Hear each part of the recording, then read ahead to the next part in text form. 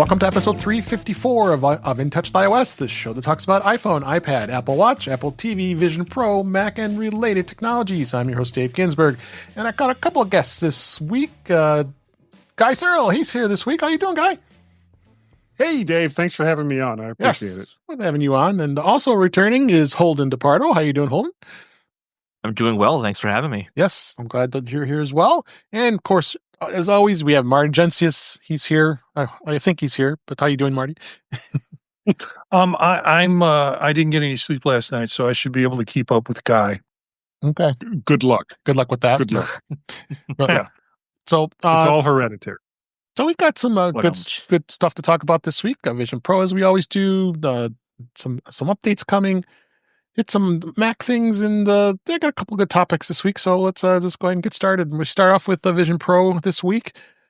Couple cool things that were released. One of them, if you're a baseball fan, Apple did release an immersive documentary from Yankee Dodger games. It was called the VIP Yankee Stadium. This was a sports related, as I said. It was an immersive video production that Apple Vision Pro headsets got this past Friday. 18-minute documentary chronicling the matchup between the Yankees and Dodgers in 2024. It was done in collaboration with the teams and MLB, of course. The video was called VIP Yankee Stadium. Followed the fans, the players, the stadium, the staff, and it was like a game days during one of the regular season games, and then the World Series. Since both those teams played the World Series, and as we know, the Dodgers won the World Series, and then they showed that. So this is a real cool video. Did you get a chance to see it, Marty? Yeah, I like immersive videos, but I'm always concerned that I'll get a little sick. And in this case, because of the movement and because of the dimensional stuff. In this case, I did get a little sick, but it had nothing to do with the movement. It was because I had to watch the Yankees and the Dodgers. That was the one. I would agree with you on that because I'll say I hate both those teams, but being a Cubs fan, of course, as well as you are, so yeah, it was tough to watch. But hey, it's Yankee Stadium. There's history. They've won 28 World Series and over their history and the whole thing. Storied history. It's listed as episode 1. Yeah, maybe there's going to be another one. Makes me wonder: is there going to be an episode 2? I hope it's at Wrigley Field. Be maybe another ballpark.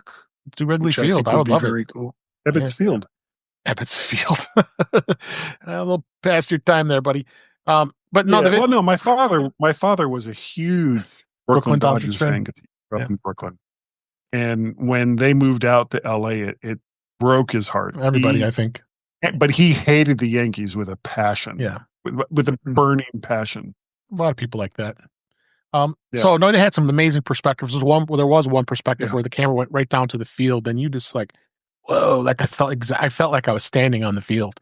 It was just pretty amazing, and it was in the stands, and you got to, you really got some good immersive feeling that you almost felt like you were at the ballpark. So, go ahead. So I don't have a Vision Pro, but I'm curious. I see in the article here it says it's 8K. Are most of these 8K? Because that's been a big hindrance for me watching some of this content. Is it's always a little blurry or something like that. But 8K, it's got to be really sharp. What does that look like? It's amazing. I mean, it's just it's incredible. It's like, I guess that's all I really could say. It's pretty amazing. That it's sharp though. Like it's not like you're okay. Yeah, that's cool. I wonder when they'll actually do live games regularly, where they just some company buys out seats. Yeah, they just buy out some seats at these different stadiums and just put cameras there. Right now, if MLB TV does work on Vision Pro, I'm assuming you've tried it, Marty. I mean, it's not 8K, but you get still a pretty amazing experience, and it's like watching the games. And Marty is lucky enough he can watch the Cubs games where he lives, but we can't. But I'm hoping like in Chicago, the Marquee Sports Network. I hope they start releasing things on the Vision Pro too. But yeah, it's a good experience, but it's nowhere near what the immersive videos are. And there's a ton of them that we've been talking about. Mm-hmm. Go ahead, Marty. Yeah, I see some possibilities. I'm sorry, Guy. Oh no, I was going to say the UFL has been experimenting with built-in cameras on the players' uniforms, like right between the numbers. Yeah. And I don't know how much farther they're going to go with that, or if they're going to use it for anything other than, wow, look, here's the guy running around on the field, which is what they've done. Well, because they've also used drones. And if you ever watch any of the games, every once in a while, you'll just see this little black thing going zooming across the field, because they've probably got an army of them. And it's an interesting concept, but I find most of the drone footage, or the footage from the players' perspectives, to be too jarring to really make out anything that I guess that they're trying. It's more of a gimmick than anything else. Yeah, I can see drones being useful depending on the angle, but the chest one just seems like it'd be really disorienting and hard to watch. Yeah, especially if you're a running back or something like that, and you're just getting hit. All you see is just. I was like, if I want to see a play, I want to see the play and all the factors around the play, not just that one player running straight, and that's all I can really see. Not that I watch sports too often, but I can imagine. Yep. With Apple having their deal with MLB on Friday nights, they have the opportunity to kind of, and if you watch an MLB game on Friday night with Apple, you get a different visual experience than what you would get if you're watching it standard on television or, streamed through MLB. So I think Apple has the opportunity, if they can get the agreement of the parks, to be able to put some more cameras in different places. And maybe we're not going to get live stream because of the bandwidth, although there's been some discussion about cameras that can do that with a compression that's really pretty good.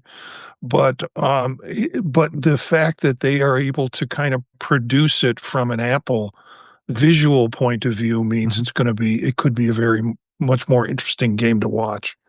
And I know David doesn't like the announcers on the Friday night games, but I still see it as a really different visual experience, and particularly if you have a Vision Pro headset on. Yeah. And just to wrap this segment up, David, you're muted. Oh, am I muted? Oh yeah, I guess I am. Sorry about that. And on your own show. On my own show, I muted myself. How can I do your that? own show. All right. So as I was saying, we've been talking a lot about the immersive technology, and for Holden's to know, there's all kinds of things that we've been looking at. When we also reviewed the Metallica concert that was on the Vision Pro, and that was an amazing experience. So you get to see the cameras firsthand of where they're out and stuff. So there's some cool things there. So there's a lot of things coming. And we know U2's bringing their video back up to the end of May of this year. So we're looking forward to some more great stuff. Every day I'm looking and seeing if there's anything here. So next thing I want to talk about is there's this like an inside story about one of the immersive videos. It was Apple's Ice Dive. It was an immersive video. And they continue to grow the catalog into this video content for Vision Pro users, and this was a guy that was actually on a podcast, Voices of VR podcast, that Kent Bai was joined by Ant Williams, a freediving athlete featured in the Ice Dive episode, and that video was pretty incredible. Looking them, they're doing the diving and the 4K. 8K, I should say. And he went back and had basically said to him, he got contacted by Atlantic Productions, who was looking to make some really unique videos for the Vision Pro and the Adventure series. It is a series, but they couldn't tell back then. So he just like, oh, tell me who it's for and what it's for, and we'll want to go shooting and do something under the ice. So they went ahead and did that, and good article and good review of if you wanted to listen to that podcast. And Marty, I really liked that video. Did you? Yeah, I did.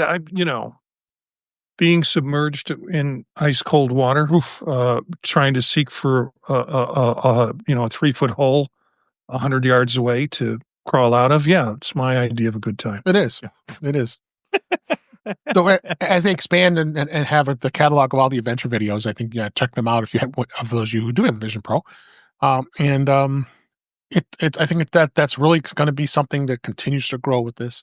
That's why I look forward to starting to see more and more of this content. I want a longer movie. I mean, I want to be able to watch it because a lot of these videos are about anywhere between 12 and 18 minutes. So It's got to be really expensive to film these. Yeah, can be. I mean, it's all, the cameras and equipment they have to do it, of course. But yeah, I would agree with that. So check that out. I think it was interesting with that when it comes to that. And then Apple did release a new immersive video app for Mac and Vision Pro. It's an app for managing an immersive video library on a Mac. Apple immersive videos are 3D video recordings in 8K resolution with a 180-degree view of and spatial audio. So this new app actually allows you to import, organize, and package and review Apple immersive video files on a Mac. Then you can connect one or more Vision Pro devices to review the immersive videos. For larger groups, Apple says there's going to be a synchronized playback option for multiple device viewing sessions. It's in the App Store. I haven't even looked at this or done this anything, and I assume you haven't. I downloaded it, but it's definitely got some interesting things, and all depends on what you can do to record it, if you can even record immersive video, right, Marty? Yeah, I mean, that's the key to it, that you have to have access to it. And I just don't have friends with $15,000 cameras. Exactly. And so it's set up. I mean, I know it's going to serve a great purpose, but I'm still waiting for that gallery kind of thing where I can put up my stuff. I can share certain portions with it. Yeah, I can do that with iPhoto or with Photos, but really something that's connected to the headset. And I'm waiting for that kind of availability for people to be able to do. Yeah. Well, can you watch these videos on your Mac? You can view them, and you won't get the perspective of immersive video like you do on the Vision Pro. Just because you use like a mouse to scroll around the image. I haven't tried it, so I can't. I guess I probably shouldn't comment. But I would venture to say you're probably going to get a much better experience seeing it on a Vision Pro than you would on a Mac. Yeah, definitely. Yeah, and I mean, it looks a little bit without the editing capabilities like a Lightroom for immersive video. Yeah, that you can put it on your desktop. You can share, those with folks if you have those kind of immersive videos available. But yeah, so it's just a little too. It's not a little expensive necessarily for the general public yet. Yeah, basically. And lastly, I found this app. It was called Meditation Infinity Spatial. You can relax in immersive mindfulness. What this app is, it's you can experience calming 8K fractional animations, full 3D immersive environments with high fidelity binaural beats and audio and relaxing stress relief. So it combines all this in the technology and basically gives you some options to really chill out and meditate and kind of a cool thing on the Vision Pro. I have not tried it yet, but I don't want to recommend it as an app because I wanted to try it. Did you try it, Marty? No, I haven't. I buy meditation apps like fart apps, and I've got way too many. I've got way too many meditation apps for what they do. And this looks interesting. It kind of looks like it's got a screen that you can put within an immersive environment. So you can be in an ice cave and you can have a screen up that has a pattern moving kind of fractal image. Mm-hmm. And that's your meditation. So, yep. Are we talking about meditation or farting? No, meditation. Okay. Yes. I'm not farting. The app is doing it. Yeah. Okay. Exactly. That might be a show title right there. I have an immersion. I don't think I would like that immersive experience. Yeah. Not in that. Okay, let's move on. Yeah, it'd be a 4D experience with the smells and everything. Yeah, okay. Television. Moving on. So beta this week, iOS 18.5 beta 1 is still continues. There's not been an update. We talked about that last week. If you want to hear about it, there really isn't much else to say other than it's being beta tested right now, and you'll probably see some updates pretty soon here. As we get closer to WWDC, we've got at least 2 months yet before that's going to happen. So check. So be aware of that. And there is 18.4.1 is up, an update's coming soon. There's been Apple employees that have been testing this for iPhones, and you can. There have been a reliable indicator saying that there is an upcoming iOS version. It'll just be a minor update, I'm sure, and there is no developer or public betas for minor updates like this. So be aware of that. It's probably going to be out soon, and then of course, we can anticipate iOS 19 beta will probably be released, as we always know, during the keynote on June 9th for WWDC 2025. So, anybody have anything to add to that? I'm just amazed that these are predictions, in the sense that, well, they see the logs. Who would have thought? Yeah, but still. You know what? They're probably going to come out with a new iPhone. I'm going to predict they're probably going to come out with a new iPhone sometime in the fall. They could. So it's possible. Yeah. I'm going to just go kind of even logical further. Deduction. Yeah. September. Call me crazy. Could be September. It's possible. You're crazy. You are crazy. That's another story. All right. So that's that. Let's move on to a little bit of In Touch with Mac this week. I found this interesting little service that's out there, that the ability to be able to get a Mac with this affordable upgrade program, and you don't have to pay for it up front here. So, buying a Mac can be a very costly affair. The cheapest model would probably run you anywhere for $900 to $1,000. That's a MacBook Air. And prices go up quickly depending on what you want to do. So now for a while, they've had the iPhone upgrade program, which I've been part of since day one, and I do it every year. And then you just pay a monthly fee and for the new iPhone with the option to replace it, or you can keep it. Sadly, that has never been extended to Macs. So this company, Upgraded, has come up with a new innovative way to help those who want to buy a Mac and not want to have to put all this money down to do it. The idea is that it's basically a Mac upgrade program. You select the Mac you want to buy. Whether it be a MacBook Air M4 or a MacBook Pro M4. You put together the preferred configuration, and when you're done, it'll show you what the monthly payments are across 36 months. So example was an M4 MacBook Air would cost you $33 a month, where a MacBook Pro would cost M4 would be $52 a month. And they include Apple Care, which is standardized for all the upgrades. And of course, you have to have really good credit to get this with no interest at all. But they said some of the lower scores probably would pay a variable rate. So you do have to have you have to have some good credit with this. So, but I put together some of the ones I wanted to see what the costs are, because basically it uses a premier partner to do this, and in this case it's called Gator Tech TEC. And I went in and you click it, and they really have this site awfully designed the way the Apple site looks like, honestly. Yeah. So you can go through and you can get any of the models, and you can upgrade them just like you do. Of course, the monthly price is going to get higher and higher. So I think it's kind of cool, honestly. I think having the ability to do this and wanting to, and I believe I think it's after 12 months. I have to see what it was that you could trade it in, and then 24. Was it 24 months? 24 months. Okay. 24. Yeah. Which is solid. Yeah, because that's generally what you're going to want to keep a Mac for at least 2 years. That's right. It was 2 years. Yeah. So after 2 years, you can just, if you decide you want to keep paying for it, you can up to 36 months. Then of course you own it, or you can trade it in and you get the trade-in value back, and then you put that towards. Actually, it's just like the iPhone trade-in program. You just trade it in, and then you start over and do it again. So, what do you think, Holden, on this?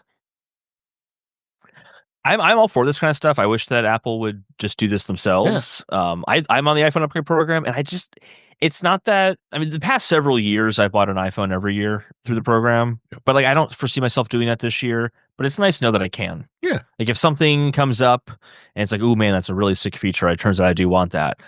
I can just kind of do it without really thinking about it. Like I'll pay the tax. I think you just pay the tax on it, and that's it. I'd like to have that option for a Mac, but I think it's less of a necessity for a Mac than it is for a smartphone. Yep. I think that's probably why Apple is doing it. What do you think on this, Marty? You mean I've got to wait another 12 months to upgrade? Yeah. It's just this goes against all my impulse buying initiatives. But frankly, I think it's a great idea. Mm-hmm. I think it, for those of you who aren't as impulsive, you've got an opportunity to essentially lease a Mac over a period of time at a very, very reasonable rate, and then upgrade it when you're done with that process, and just kind of keep on that program. So you always have no older than a 2-year-old Mac in the process. So it's very cool. Very cool. Yeah. What do you think, guys? It's cheaper than the iPhone upgrade program too, depending on the iPhone you get. Yep. How about you, Guy?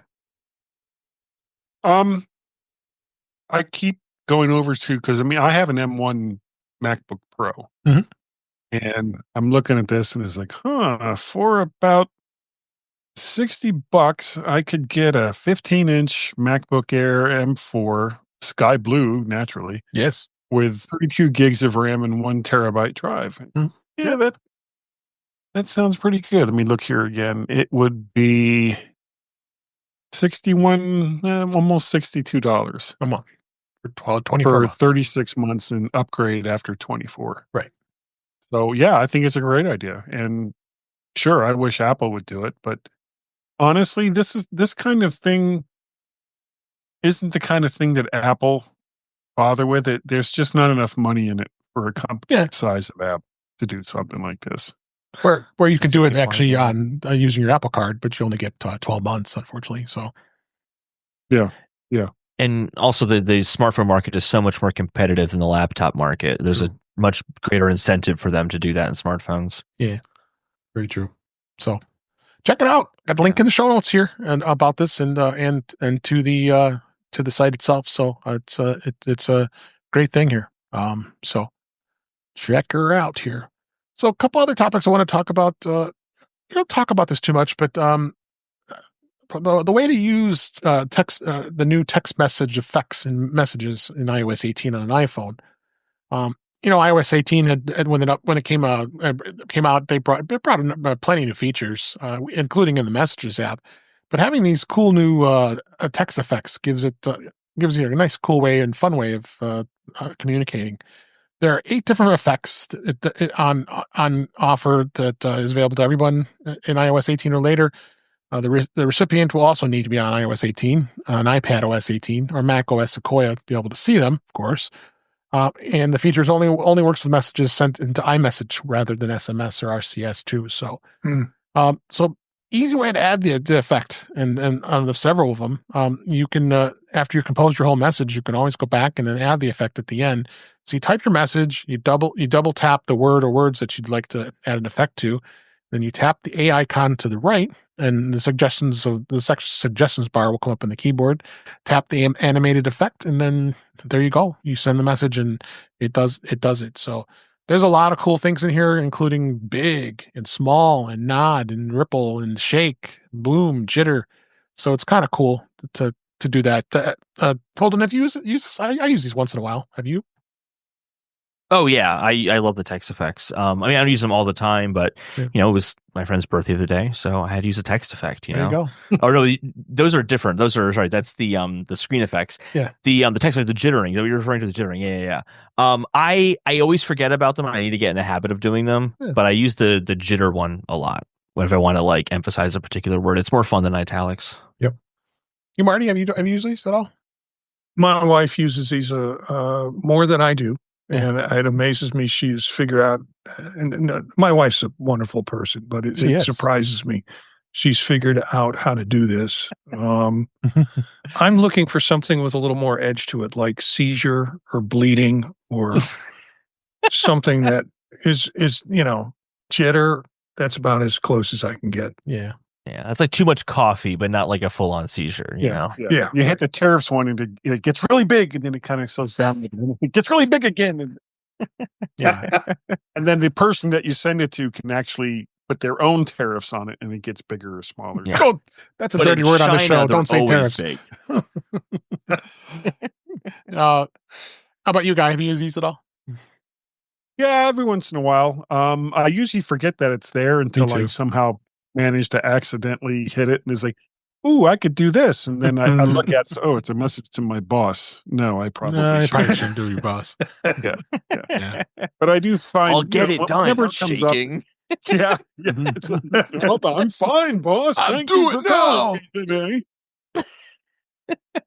So yeah, Usually, if I'm talking to like somebody in the family and it comes up, I'll hit it. But you know, typically it comes up at inappropriate times, which I'm just going to stop right there. It's probably a good place for me to stop. Yeah. Okay. All right. Let's go on and move on here. I found this interesting. I always get this question: what do you recommend on a particular product, whether it be a Mac, an iPad, an iPhone? And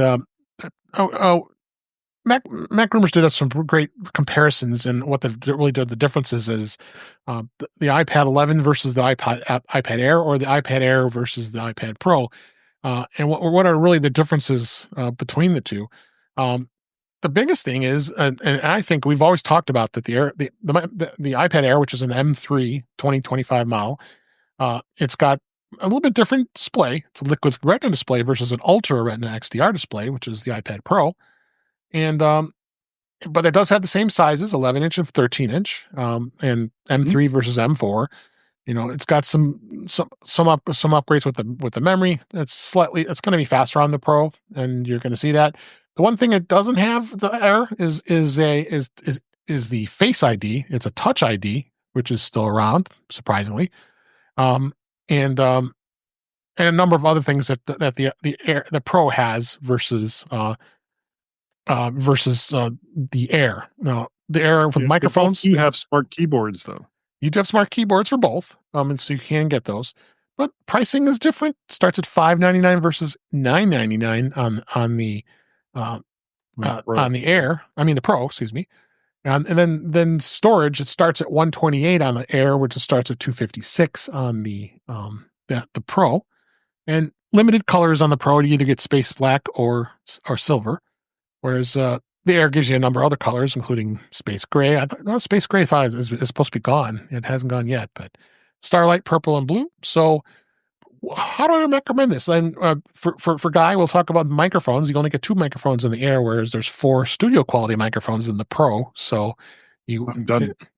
And it does work really well. So it has audio, zoom, and stereo recording too. So the Pro has a lot of things, but is that important to you? That's the thing. I would tend to recommend the Air for most people because I think it's the device that's going to be a sweet spot for price and for probably many people probably won't need all the stuff that the Pro has. But I have a Pro. I have a 13-inch Pro, which I love, and I'd like to see your thoughts on this one between the comparisons between these two. What do you think, Holden, on this? So I have an iPad Pro, but I have the M2 version, which is still perfectly good. 11-inch. Oh yeah, I really want the thinner design, but it's not worth upgrading for that. So I went for the Pro because I wanted Pro Motion and I wanted the Face ID. Those were kind of the 2 big things. And I'll say I still would get it for Pro Motion just because that's something that I value. But Face ID on iPad is not nearly as seamless as it is on iPhone. Yeah. I very, very frequently, I mean, my iPad is basically a notebook, and I use it all day long at work. GoodNotes, incredible app, by the way. If you don't use that app, it's amazing. And so I'll find that if I want to turn on my iPad and it's locked, I have to hold my head over the iPad, and it's a little cumbersome. And I got that because I thought it'd be less cumbersome than hitting the power button every single time to do Touch ID. But now that I've been using Face ID, I think that having Touch ID might actually be more seamless because you just get used to the habit of hitting the sleep wake button to turn it on, as opposed to tapping the screen and then positioning your entire body over the iPad instead of moving the iPad, because that's just how I do it for whatever reason. So yeah, that's kind of my only thing there, but I really love my iPad Pro. I think the Pro Motion makes it a big difference. Agree. Yeah. What do you think, Guy? Are you have an iPad, or you don't have an older one, right? I have an M1 iPad Pro. Okay. And I had the 2018 Pro before that. But if I was buying an iPad today, I would go with the Air. And I would spend the money to get a new smart keyboard with it. I think that for everything that I do, and I'm not doing what would you call promotion or anything like that. If I'm going to edit videos, it's going to be on CapCut or something like that. It's really not anything that requires the kind of horsepower that the pros have, and the price difference makes it so that instead of getting an iPad Pro and having to compromise on storage, I can get the iPad Air, and for the same price as a Pro, get their top level amount of storage with it.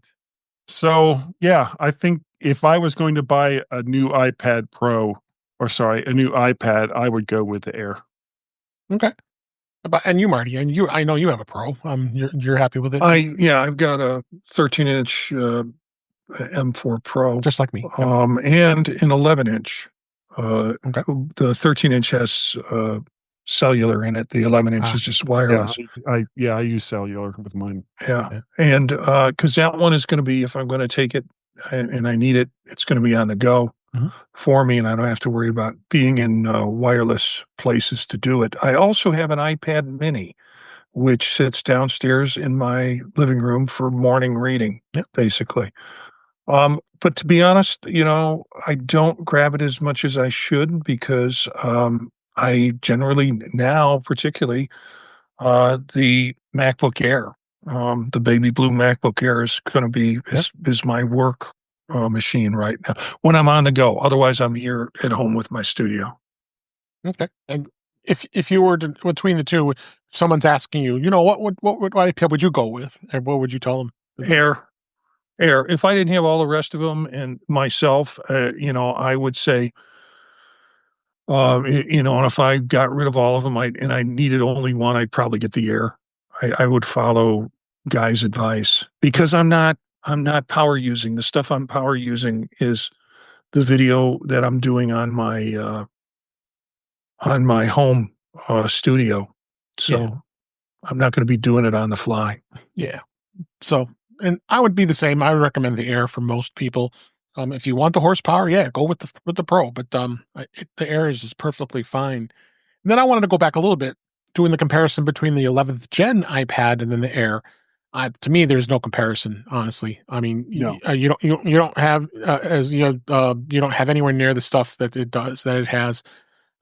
Notably, the Air has an anti-reflective coating, and it has Apple Intelligence, where the 11 does not. Not that we're big fans of that right now. It's the A16 chip that's in the iPad 11th gen versus the M3, and then you've got much lower CPU, 5-core versus 8-core, and there really isn't much else there when it comes to the comparison. I'm not going to go through all this, but both support the Apple Pencil. So does of course the Pro and the Air, which is the Apple Pencil Pro on those. Whereas the 11th gen only supports the USB-C Apple Pencil, which is god awful horrible. Or you can go back to the very first gen Apple Pencil, which is Lightning, and you have to charge it in a port. Well, I guess you're not going to be charging in a port. I mean, you have to get a cable and plug it in to charge it, which would be crazy to do that. Good thing is with the 11th gen, they started at 128 gigs, because if you remember correctly, the old one was at 64, and we've talked about this, where 64 gig is no longer a thing anymore on the iPad. The Air starts at 128 as well. So I don't think there's any question. I don't even need to ask the panel here if you were going to choose these two. I would still lean towards the Air. If you really want to get something really lower price, and sometimes you find the 11th gen or even the 10th gen is still out there that's really cheap. You can get it for $299, sometimes $249.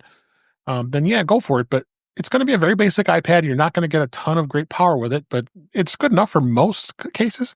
But if you're just reading books or watching movies or something like that, sure, go ahead. I want my yellow. That's the thing. I'm looking at this picture, and that yellow, I haven't seen that before. Yeah, that looks pretty cool. Yeah, and that's the great thing with the Air and the 11th gen is you get some cool colors, not just the plain old space black and silver on the Pros. So, anything you want to add, Holden? No, I mean, I agree. I mean, between the 11-inch iPad, or the iPad 11, and the iPad Air, definitely the Air. I mean, especially if you want to use anything for handwriting, you want the new Apple Pencil for sure. Yeah. That's true. So, check it out. That's kind of our thoughts with the iPads, and I love the Pro, but it really depends on your budget, obviously. But I think the Air is a very good sweet spot, like we said. So anyway, all right, let's talk a little bit about CarPlay. I've had some challenges with CarPlay lately, especially my wife's car has been kind of a challenge. There's some practical things that have been happening on the car as far as fixes with Apple CarPlay not working. Sometimes the simplest steps can just fix it. But before going into any troubleshooting, I mean, the first logical thing is to do a restart of your iPhone and your car. Of course, you just turn your car off and let the radio go off, and not while you're on the interstate. Not on the interstate. No, you should be doing that in the driveway at your house here. So, and then shut it off. Wait 30 seconds. The other thing you can do is checking if it's wired with the cable. Maybe the cable's poor. You're using a poor cable, or with wireless, and also verify the compatibility. Apple does have official CarPlay vehicle lists to confirm that your car is compatible. If it's not listed, you got to check with your manufacturer. And it has a long list of cars here, and I know my car is listed because I am using it because it does work wired. I'm using one of those wireless adapters, which has been great. I've been loving it. So I was able to retrofit so it's wireless. So my wife has a new Jeep, and that's got the newest technology with the phone, with the car radio, and it can be troublesome. It's been blanking out.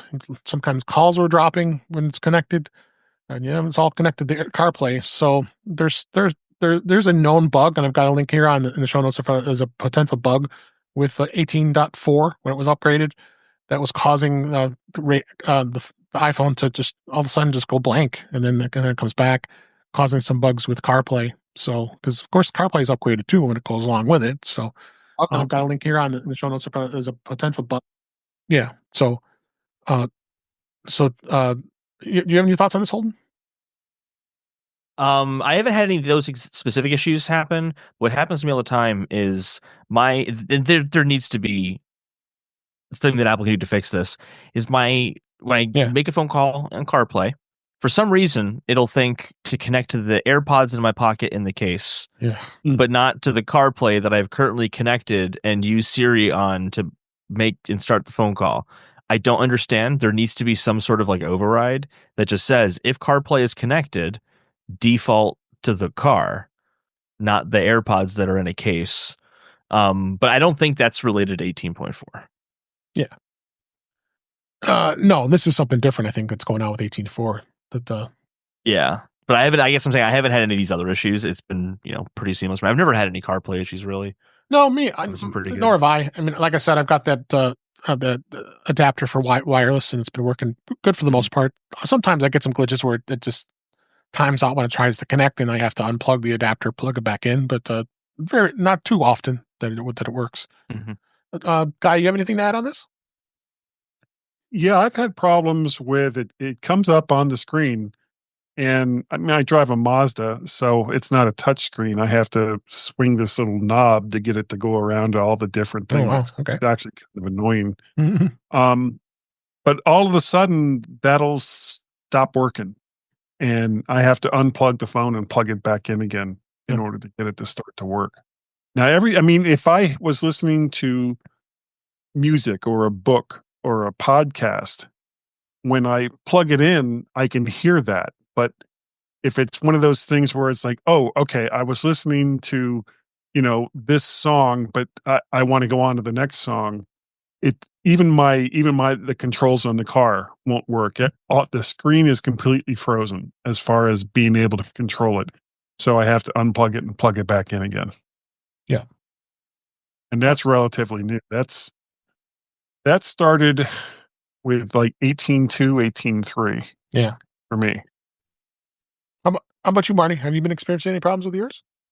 The only problem I experience with CarPlay is after my son borrows my car for a couple of days. No, Dad, I didn't touch the settings. Yeah. Actually, I haven't had any problems with it, and I used to, but then, David, you turned me on to this really good little adapter. Yeah. And it is absolutely amazing. It works really well. So, Yeah, absolutely. The only reason I don't want to get a wireless adapter is I like that my phone charges in the car. Yeah. See, otherwise it sounds great. You just leave your phone in your pocket and don't even think about it. But I like that 30 minutes of charging in the morning. And actually, I have a 16 Pro Max. It's like the only charging I need to do during the week. Yeah. Yeah. It's. But other than that, I would love wireless. No, yeah. I once I got the wireless, I was very happy because my car's a little older and the head unit doesn't have wireless capabilities. But it worked flawlessly because I was able to plug it into the USB port to get this adapter to work. And for the most part, it simulates it connecting with its own interface that comes up on the screen. And then most of the time it connects. So we're in good shape with that. So let's go ahead and move on here. One other thing I want to mention here is iOS 14. The update. There's been talk about battery drain. I don't know if any of you guys have experienced it. I really haven't for the most part. There's been some reactions of what you can do. Notably, some of the things you can wait for is waiting a bit. Maybe it's completely normal to see a drop in battery life. You're installing a new OS, and of course, as things work through, I've seen it update itself. Do the normal stuff like the stuff finishing in the background, apps running in the background. Take a look in a view here. We have an article in the show notes here from ZDNet talking about this. Like device setup and updates was taking up 82% of the battery usage. Tweak some settings. You can go through some of these settings and check it. If you don't want to use Apple Intelligence, you can disable it. That could help save some battery life. But overall, I mean, I haven't noticed. I have a 16 Pro Max. So do you, Holden and Marty. And have you noticed anything at all, Marty, at all? No, I have a cradle for charging whatever room I'm in. Generally, it sits right in front of me on my desk in my office. And then when I go to the car, Holden, I have a separate cable to plug it in while I'm driving, although I still have the Bluetooth adapter to connect with CarPlay. So I haven't noticed any problems because mine pretty much sits in a cradle when I'm not using it. Yeah. How about you, Guy? Have you had any battery problems with your iPhone? Not as far as battery life goes. It's been phenomenal. Like with what Holden was saying, I plug mine in when I drive to work, and then I plug it in when I go home, and I haven't had any problems with battery life at all. Yeah. Okay, great. So let's I will just kind of go ahead, please. Really, really quick. I was wondering as well, like if you do all these things that are in the article, disabling certain stuff, tweaking settings, and you're still having it happen, call Apple for free. They can do a software diagnosis, and they can actually see if there's any background processes that are crashing frequently to let you know, like if there's actually a software issue. And if you turn the phone off and just carry it around that way, it's got really good battery life. Yeah, it's great. I mean, if you do everything that's in the article, you're gonna, it's gonna get better. But still, it takes away some of the functionality of the phone. So, well, I mean, you have to make these kinds of sacrifices sometimes. Yeah. It's also, when you do this though, it has a very, very advanced do not disturb mode. It's pretty incredible. Yes, it does. So, I thought it'd be kind of a little fun. I did get some new podcasting gear as well as one microphone that actually would work with the iPhone. I wanted to talk about it a little bit. If anybody's going to notice how great my voice sounds right now, I'm talking on a new Shure SM7B microphone. I'm really loving it. And it's the first podcast I've done since I've got it. I upgraded my Rodecaster Pro. This is a Rodecaster Duo, which is the smaller version of it. Does exactly the same thing that the Pro 2 does. It's just smaller and only does 2 microphones instead of 4. I'm not going to see if I'm going to use it much, but I'm still learning it and playing with it. But the great thing about it is it's got so much more advanced technology. You can control it more. There's some virtual devices you can work with on it. So still learning a little bit on it. So I'm kind of excited, and I want to sound good doing this show too, which I have, but I've turned into Guy with all these extra mics now. I have, so I don't know how multi-track on the Rodecaster Duo is fabulous. Yes, and I have to learn that. So I've got links in the show notes for all of the devices that I've got. The last thing I got was the Rode Wireless Pro third gen.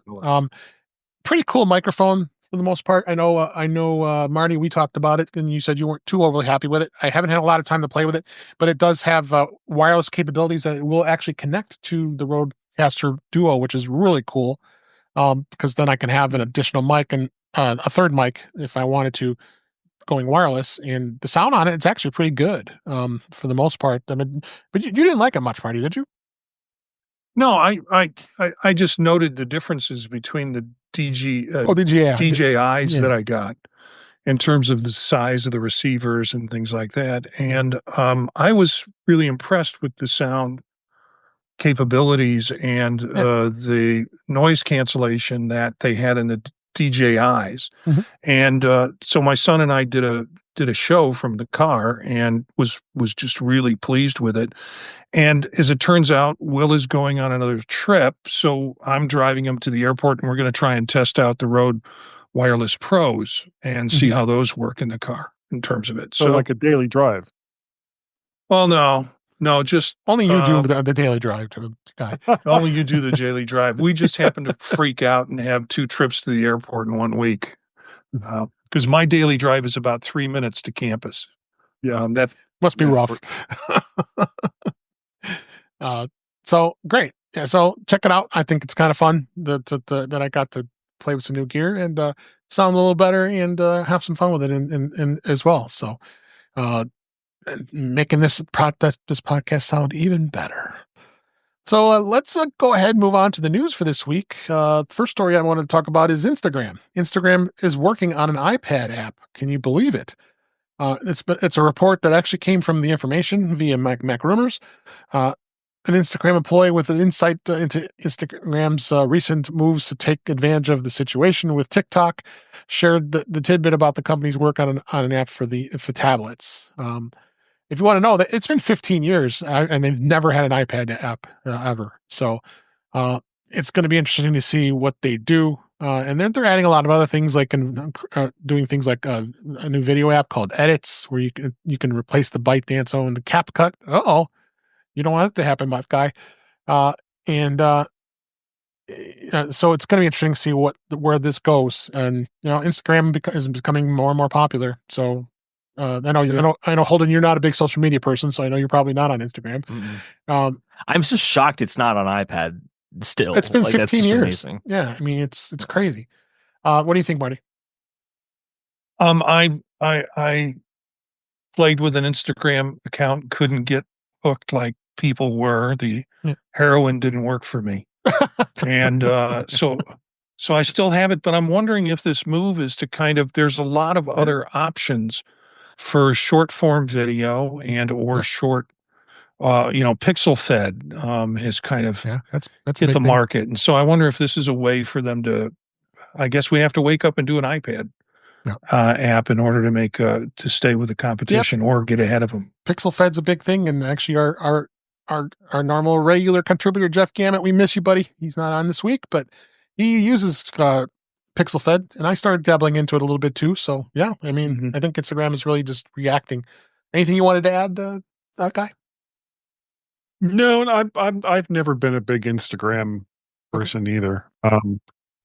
There's a couple of social media sites that I use, and I just kind of stick with those. It's really, really hard to spread myself out so thin amongst the so many social media apps out there, and hey, if Facebook was good enough for grandma, then it's good enough for me.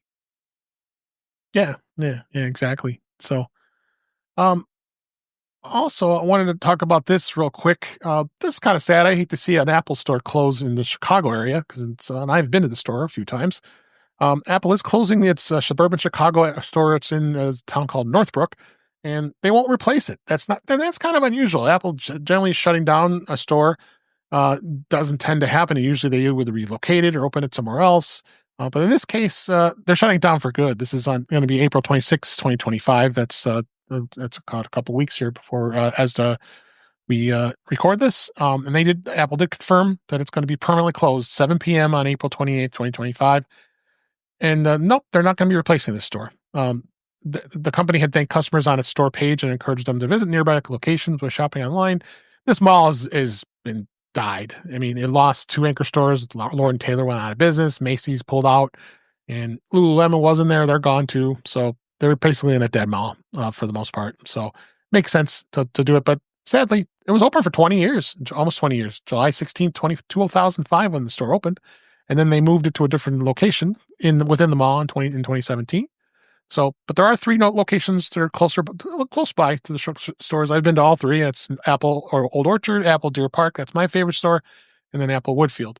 And Marty, what do you think of this? It's sad to see, but I've been to Northbrook, and that was I forgot to bring a cable on our trip to Chicago. I guess I need to go to the Northbrook store, which was the closest to where we were at. And and it lives and die. Those stores that are inside the malls, they live and die by what goes on with the whole mall. Yeah. Guy, what do you think? Yeah, it's not a surprise. There's a lot of malls closing, and generally speaking, Apple has made very good decisions on which malls that they put stores in. Yeah. But of course, they're not prognosticators. So if there's a store that or a mall that is slowly dying, and generally speaking, once a mall starts to die, there's not much you can do to revive it. Yep. Then sure, just go ahead and close it. And if there's other stores that are nearby, like here in Northern Virginia, there's, oh my God, you can hardly throw a rock without hitting another Apple store. So, if one of those closes down, then okay, I'll just go to another one. I don't know if the one in Clarendon is still open. I was actually going to check that before we talked about this story, but there's plenty of other ones out there, especially at the in the bigger cities. I'm good with it. It's just like I said. Hopefully, maybe Apple will expand in the future. We don't know. Holden, do you have any thoughts on this? Yeah, it closed stores. Malls close sometimes. This is just a natural product of that. So yeah, at least it's not them closing because the store itself did bad.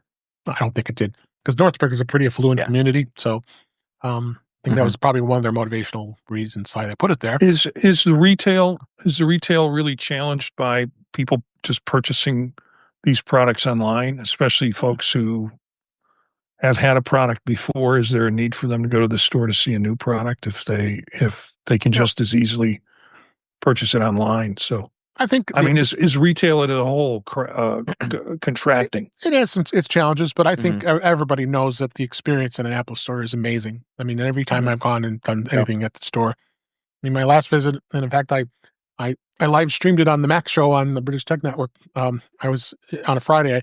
I went to when the Mac Mini M4 came out, and I went to the day it was released, and it was a great experience. I brought an old Mac Mini that I had, and I traded it in.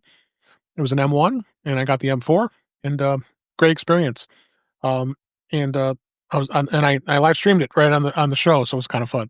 It was one of many amazing experiences I've had with the Apple Store for over the years, and I'm sure all you guys have had a good experience. So, on that note, I also wonder if Apple uses their Apple Care profits to subsidize the retail stores, because even if they're not selling much in the store, they still want those stores to exist for the Genius Bar, because that's just kind of it's invaluable, I think, to have that as an option for customers. Yeah. And there's a lot of word of mouth there as well. Yeah, absolutely. Yeah. Let's I'll also go talk about how you can get Apple TV for $2.99 a month or $3 a month, and even if you already subscribe. So if you've been curious about Apple TV Plus and you missed that free weekend a couple months ago as we record, if you're an existing subscriber and you want to stick around a little longer, the streaming service is offering a can't miss deal, $2.99 a month. It'll be good for 3 months. and when the price will go back to the $9.90 a month after that time. But if you could subscribe the whole period, that's $21 in savings. Current subscribers can take advantage too, but provided you're not billed through a third party like Amazon Prime or a bundle. So that promotion will run until April 24th. So from the day we're recording this is about 14 days from now, 2 weeks. So I mean, Apple TV Plus has some amazing stuff. I would highly recommend getting Apple TV Plus and sticking with it. I'm on the Apple One Apple bundle, so I get a good deal anyway. So I'm doing okay. What do you think on this, Holden? I have Apple One. If I have Apple One, does that matter here? Did you say that? Yeah, it's included with it. Yeah, I don't think so because it's a bundle. Okay. It doesn't mention it, but I wouldn't think they'll give that break. I'd be curious. I might try it, see what it does. Yeah, I'm curious too, because that's part of the problem with these deals. I'll see a deal, it's like, oh, Apple Music or what Apple News has, and I can't do any of that. So yeah, because of the bundle, right? Yeah, so I generally just kind of overlook a lot of these things, but I mean, if you can get it, it's nice. So, and Marty, what do you think?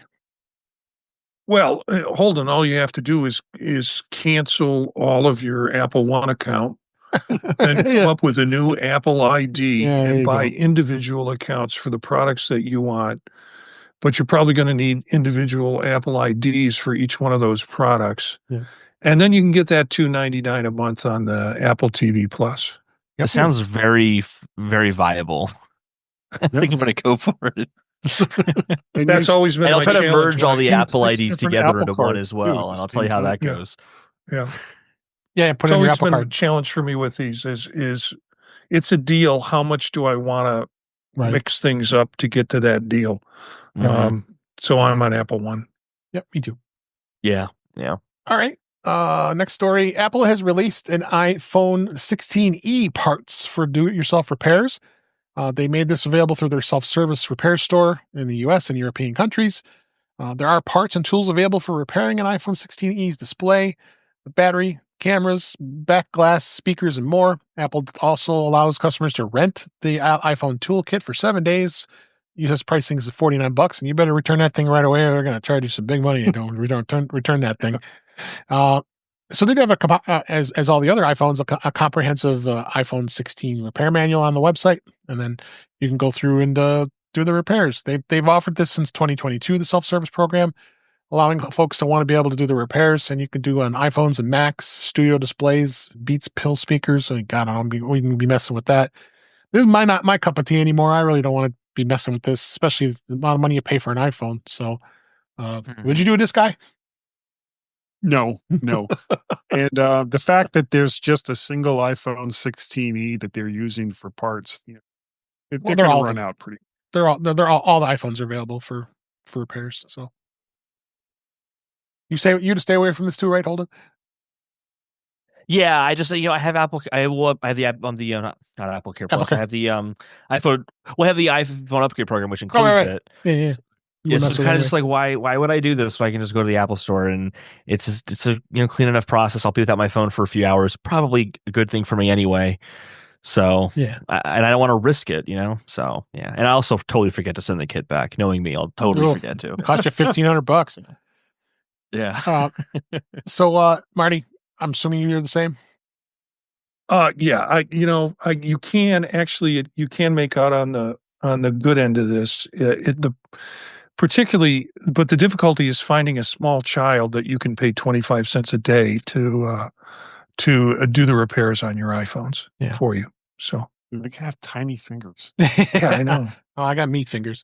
I would never think of doing this. I don't understand what the attraction is for people who do it. Yeah. I don't know. I think there's this thing, and not to get into the video game side of things, but there's this whole thing with physical and digital, and I see it here where it's people just feel like ownership and being able to do things themselves is important, and if they don't have it, then there's some sort of greediness and evil nefariousness that is going on if they can't do that. And I really think they made this program just to appease and just so that they say that they have the option, and most people will never touch this, including the people who advocated for it. Right. Sorry, excuse me. All right. Moving on here. This is kind of a PSA here for you. FBI says Apple users need to be aware of a new fraud scheme. The FBI's Philadelphia field office has issued a warning about some new tactics being used by scammers. The goal is to steal your personal information and steal your money. The scam involves scammers using email and actual phone calls rather than text messages. The crooks will often spoof caller ID information, making it appear as if the call is coming from calls originating from a legitimate FBI phone number. And then the scam also involves using emails and letterheads and with the FBI seal, even a photo of a current FBI director to trick victims. Usually the fraudulent email clues are present, including the incorrect grammar and missing misspelled words. FBI reminds the potential. What is the FBI? Yeah, this is the FBI. It is.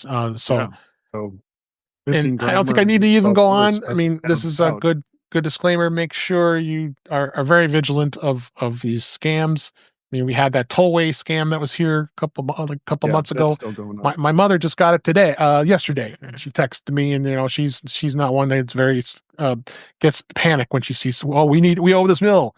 So, Mom, no, it's a scam. You can ignore it. Thank you. So same thing with this. You got to be really careful when this stuff comes through. Just like the crap you get in emails and that slips through your spam filter. I got one yesterday. It says, "This is the Geek Squad and you paid for this. Do you want a refund?" Those kind of things. So it's crazy what these scammers try to do. Just to your bank account, and we'll make sure that money gets right to you. Here's a link to any desk, and you can come into my computer. Be careful. Watch for these scams. FBI is not going to contact you like that. And I don't think I can need to say anything else. They'll just show up at the door. Yeah, exactly. I need you to go get some. They might know where you are, maybe at all times. I need you to go to the 7-Eleven and get these green dot cards and add that money to it, and then mail it to me. Yeah. Well, that's how the government operates. Is off exactly. of a gift. Well, at least lately, but I'm not going there. Any thoughts on this, guys? Just like I said, be careful, right? Yeah. If you get an email and you're not sure, just look at who it's from, like the actual email address, and it will always be like FBI@gmail.com, and then it's not really the FBI, or some ridiculously long email address. Like, just if you don't recognize it, don't respond. And worst case scenario, just if it's a company, contact Amazon or Bank of America, whatever company it is, just call them. Make sure that it's legit. Never respond. Yeah, it's like, we're really the FBI. We swear we really are at gmail.com. Yeah, exactly. Couple of quick more stories here that's left. Apple did add maps on the web that can be supported to the iPhone. This was yesterday as we record this. There's a support document about this as well for the Apple Maps on the web, and to add the mention that the feature now works on an iPhone, which apparently is to be relatively new. A prior version of the support document listed only Macs, iPads, and PCs that could be compatible with Apple Maps on the web. But now there's a new mobile devices section that also lists both iOS and iPadOS. You go to maps.apple.com, and it also loads on the iPhone rather than just redirecting map URLs to the Apple Maps app. When the Apple Maps on the web feature was launched last year, it was not available on the iPhone. It was only worked on select browsers. But they've expanded it. You also can use it in Edge and Chrome and Firefox on Macs and PCs. So they really expanded that when they would get more people to use Apple Maps. I use Apple Maps all the time. I tend to not want to use Google Maps. App. I use the app though, right? I agree, and especially when you're CarPlay, you're not going to be fumbling around. You're going to tap the app. Yeah. It's like, okay, well, let me go to my web browser. I better pull this up. Apple Map. Yeah, they better make Safari for CarPlay pronto. Yeah, exactly. I think there's actually Chrome for CarPlay. Oh God, I don't know. Wouldn't be surprised. What do you think on this, Marty? Of course, they want to know everything about you. Absolutely everything. Yeah. Google, I mean. You're muted. I primarily use the app and use it in CarPlay. Sometimes I'm tempted to be pulled over to the G side and try that through CarPlay and through my phone, but it's just easier to stay within the Apple ecosystem. I find that way too. Well, Waze is an amazing app for navigation. Yeah, but after about 10 miles, I get tired of that damn dog talking to me. I want the Cookie Monster. Funny one time. Yeah. Not it's funny. The best the for avoiding the police, though. Oh, you missed your right. Ruh-roh. I me want cookies. They had Cookie Monster on the ways. So that was fun. Yeah. Anyway, let's move on. Last story here. This is kind of a feel-good story here. Apple has shared a emergency SOS Apple Watch success story. They shared a minute-long video promoting how the emergency SOS feature on the Apple Watch, highlighting the rescue of an Australian man who had been swept out to sea last July of 2024. He was swimming in Byron Bay. They just found him? No. This is just they're promoting success this story. That's a success story. When rough seas pushed the battery him away lasted from that long. Success. Yeah. Sorry, Dan. Dave. No, you're fine.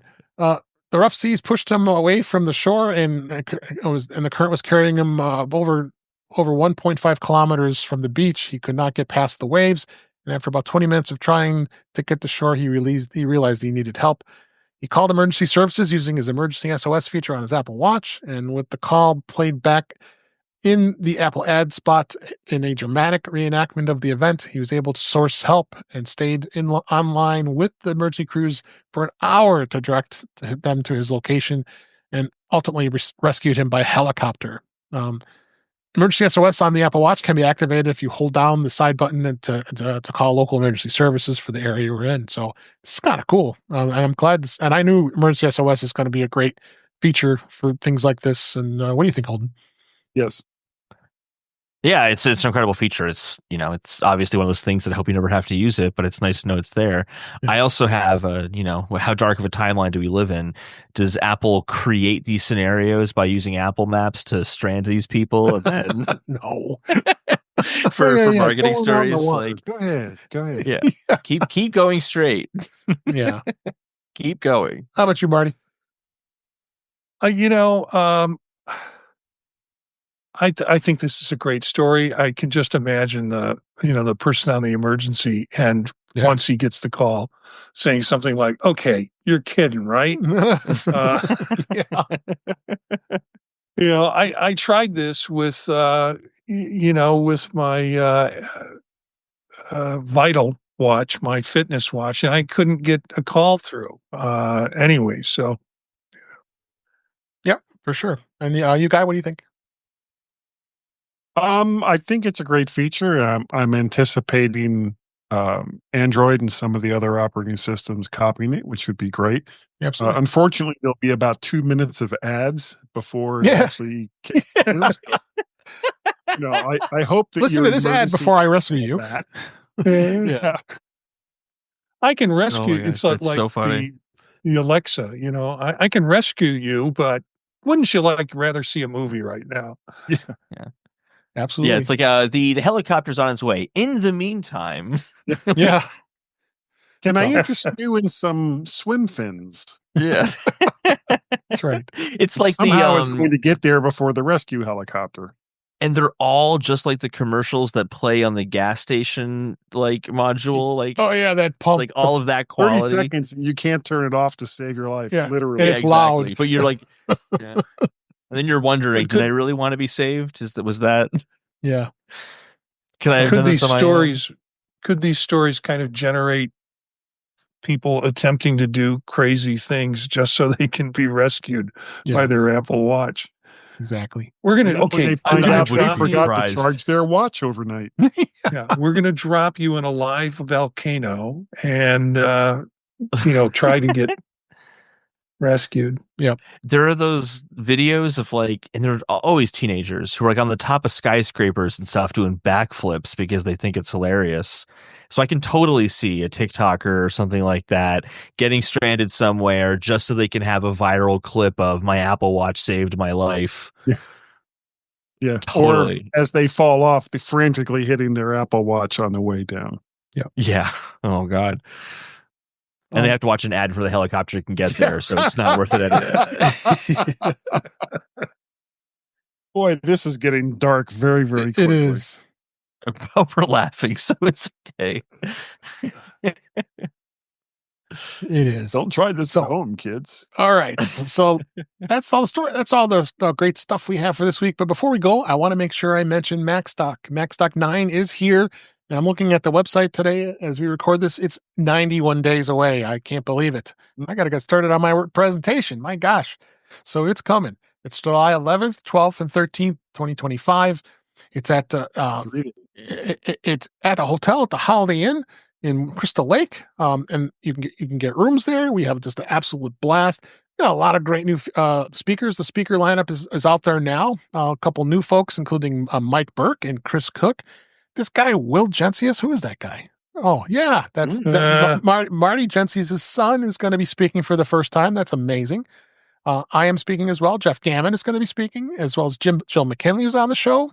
Kirsten Serle is going to be there. Allison Sheridan, friend of the show, Brittany Smith. That's amazing. She is speaking as well, and Brett Terpstra. And I also heard that Kelly Gomont's going to be speaking this year too. So you got Kelly and Brittany in the same room. Boy, it's going to be some crazy times. So I'm really looking forward to it. Knitting this year. Yeah, I'm sad. No knitting. Well, maybe she will. Who knows? No knitting. So come check it out. It's so much fun. 3 full days. There's going to be within all 3 days. There's going to be workshops and presentations, and a lot of great stuff. You get to network with a lot of great people, a lot of fun people here. Marty will be there. I'll be there. I don't know, Guy. I don't know if you hope you'll be there. I hope to be there. Yeah. So you might see Guy. We hope so. And we've got hard to miss. And the great thing is we have an exclusive coupon to register. So if you use the offer code INTOUCH50 at checkout, you'll save $50 off the 3-day admission. So please go and register. The link is in the show notes. And there's also discounts on the hotel rooms too. What the great thing about is we're in the same hotel as the conference. So you'll have the room right there. We don't have to even leave. We had it there last year and it was an absolute blast. And that makes it so convenient, and you can get to hang out with all your friends. And we find all these different rooms to do things. I'll probably be podcasting from there, or usually do, and record this show. We did that last year. So but check it out. Go to MacStockConferenceandExpo.com. Links in the show notes, and please join us. And again, the offer code for saving $50 on your registration is INTOUCH50. We would love to see you. We want some new people coming, as well as people who have been there before. So please come join us. We'd love to see you. And that is a wrap for this week. Please send your comments, questions, and suggestions to our email address, which is feedback@intouchwithIOS.com. You can follow us on Blue Sky and Mastodon at InTouchWithIOS. Support the show by buying me a coffee at intouchwithios.com/coffee. We would really appreciate it. You can also support the show by going to patreon.com/intouchwithios. We have 2 tiers available to support the show. We would really appreciate it. Make sure you like, share, and subscribe so you're notified when we're live streaming, which is on Thursday nights at 8 p.m. Eastern Time, 5 p.m. Pacific, on our YouTube channel, which is youtube.com/intouchwithios. It was great to see Webb Bixby. He was driving and listening to us, as well as Brian F. was there as well. Good to see you guys, and there's others lurking, and hope you enjoy the show. So you can join us live and be in our chat room right there on the YouTube channel there. You also can listen to the past streams. I leave them up there as the live streams, as well as you can listen to past shows on YouTube there. Visit In Touch with iOS magazine on Flipboard, where many of the topics we discuss is flipped in that magazine. The link is in our show notes. You can subscribe to the show in your favorite podcatcher, including Pocket Casts, Overcast, Apple Podcasts, and many others. Just better yet, go to our website, which is intouchwithios.com, where all the links to all the ways to listen to us is right there on that website. I am Dave Ginsburg. You can find me on Blue Sky and Mastodon at DaveG65. Guy Serle, so great to have you back this week. Where can people find you? Thank you. Well, you can find me over at the MyMac.com podcast. Been around since 2004. And Gaz and I have been doing it since 2010, I think. Yep. A really long time. And as we get older, the day that we started just seems to get farther and farther away. But this is how things go. If you'd like to get a hold of me, email address is guy@mymac.com. And I am on Twax and on Blue Sky as Mac Parrot. Great. Thank you, Guy. Yeah, and this show is 9 years has been going now. So we're going for a long time here too. Wow. Holden DePardo, thank you for being here. I know people can get a hold of you. If you want to get a hold of you, you can email us at our email address, which is feedback@intouchwithios.com. Thanks for being here. I appreciate it.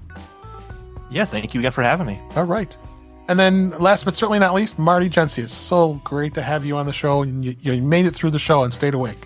Where can people find you? Yeah, this is every Thursday night is the best part of my week because work ends and I get to play here, which is great fun. You can find most of the shows that I do at thepodtalk.net, but I want to feature our Monday night show at 9 o'clock Eastern time with Vision Profiles with Eric Holden, and we're going to have David Ginsburg on. It will be our 50th show. Holy cow. So wow, congratulations. We started it about a year ago before MacStock, and had a great deal of fun, have been having a great deal of fun with Vision Profiles on Monday night, Old Mac Gang on Wednesdays, and then my son and I occasionally cut Gear Up and Go, podcast about travel tech. And that was one of the influences of me buying an Vision Pro. So I joined your club. And you can find me on Bisky Social. Bisky? It's not really Blue Sky, it's Bisky. B-S-K-Y, yeah. Yeah, it's Bisky. I'm on Bisky Social. Jencius at Isn't that what English people call Bisky. cookies? Yeah. Yeah. Biscuits. Yes, all right. Biskies. Thank you, everybody, for being here and listening. Hope you enjoyed the show. People that were in the YouTube chat and watching live, it was great to see you. But we'll be back next week, as we always do. And until then, thanks for listening, thanks for watching, and we'll talk again soon.